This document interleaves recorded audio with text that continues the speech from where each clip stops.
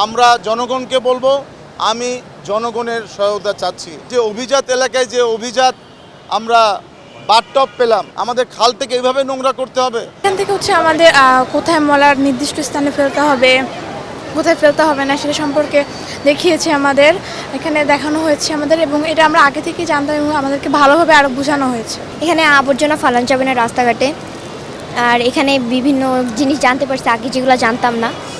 জমা পানি ফেলে থাকলে এগুলো ফেলে দিব, 3 দিনের বেশি রাখবো না। আমাদের বাসায় যে গাছ লাগাই সেই টবগুলোতে পানি জমে থাকলে ওগুলো ফেলে দিব। আমরা দেখছি যে এডিস মশারও কিন্তু সিজন চলে এসছে। আজকে বৃষ্টি, কালকে রৌদ্র, সকালে রৌদ্র, তারপরে আবার বৃষ্টি। সুতরাং আমি মনে করি এই ধরনের অ্যাওয়ারনেস বিল্ড আপ আমরা কন্টিনিউ করব। স্কুলের বাচ্চাদেরকে এনেছি, আমার কাছে কয়েকটা স্কুল, বড় বড় শিক্ষার্থী স্কুলরা যারা আছে ওরাও বলেছে ওরা পরশুদিন তারা আসবে, ইংলিশ মিডিয়াম স্কুলগুলো আসবে, এবং এই ধরনের প্রচার আমাদেরকে চালাতেই হবে। আজকে যে অভিজাত এলাকায় যে অভিজাত আমরা বাথটব পেলাম, 1, 2, 3 ঢাকায় জমি জিতে নিন 100% ক্যাশব্যাক সহ 20 কোটি টাকার পুরস্কার। ইভেন কি ম্যানিকুইন, এই ম্যানিকুইনের সময় কিন্তু অনেক বডিতে আমরা সবাই পড়ে থাকে, সেই ম্যানিকুইনগুলোও কি খাল ছাড়া অন্য কোনো জায়গায় আমরা খেলতে পারি নাই? আমরা খালের মধ্যে ফেলে দিতেই হবে। আমাদের খাল থেকে এইভাবে নোংরা করতে হবে, আমাদের সোয়ারেজ ড্রেনগুলোকে এই অবস্থা করতে হবে, আমাদের প্রত্যেকটা ড্রেনের মুখ ব্লক, প্রত্যেকটা খালের মুখ ব্লক। একটু বৃষ্টি হলে আমরা চেষ্টা করছি এবং আমাদের চেষ্টা অব্যাহত থাকবে। আমি অনুরোধ করব যে আজকে সাংবাদিক ভাই বোনদেরকে যে আপনারা দেখান, আমরা জনগণকে বলবো আমি জনগণের সহায়তা চাচ্ছি। কোরবানির সময় কিন্তু আমরা জনগণের সহায়তায় কিন্তু 8 ঘন্টায় আমরা টোটাল শহর পরিষ্কার করে ফেলতে পারি। তাহলে কেন না আমরা 365 দিন এই শহরটাকে পরিষ্কার রাখতে পারবো না?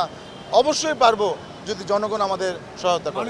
আমরা আমাদের যেই কালেকশন যারা করে অবশ্যই তারা যে কোনো বর্জ্যই তারা নেবে, এটা কিচেন বর্জ্য হোক, বর্জ্য হোক বা যে কোনো বর্জ্য হোক, আমরা নিতে রাজি, আমরা নিচ্ছি। আমাদের কাছে আজ পর্যন্ত কোনো কমপ্লেন কিন্তু আসে নাই কেউ যে আমরা বর্জ্য, যেটা ব্যাটারি, টেলিভিশন, আমাদের ফ্রিজ, এগুলা আমাদের কাছে কিন্তু কেউ আসে নাই আমাদের কাছে। আমি মনে করি, এবং আমি আজকে CWMO সমাজ সিও এখানে আছে, আমি নির্দেশনা দিচ্ছি কেউ যদি বর্জ্য থেকে যদি কেউ দিতে চায় অবশ্যই আমরা খুশি হয়ে এই ধরনের বর্জ্য আমরা নিতে রাজি আছি আমরা। জি, এবং আমি তাও বলি আমাদের ল্যান্ডফিলে কিন্তু আমাদের এরকম বর্জ্যর বন্দোবস্ত করা আছে। আমাদের ল্যান্ডফিলে আমাদের কোথায় বর্জ্য থাকবে এটা আমরা সেপারেশন করছি। এছাড়াও তোমরা সবাই জানো যে আমরা আমাদের বর্জ্যের জন্য আমরা নতুন যে ল্যান্ডফিল তৈরি করছি, এখানেও কিন্তু আলাদা করে একটা জায়গা হবে। এটা একটা ইনফর্মাল সেক্টর।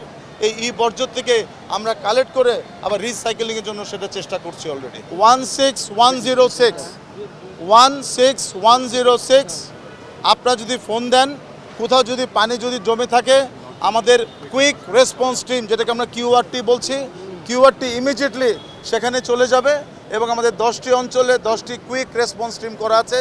ইমিডিয়েটলি নগরবাসীর যে ভোগান্তি সেটি আমরা ইমিডিয়েটলি ঠিক করার চেষ্টা করছি।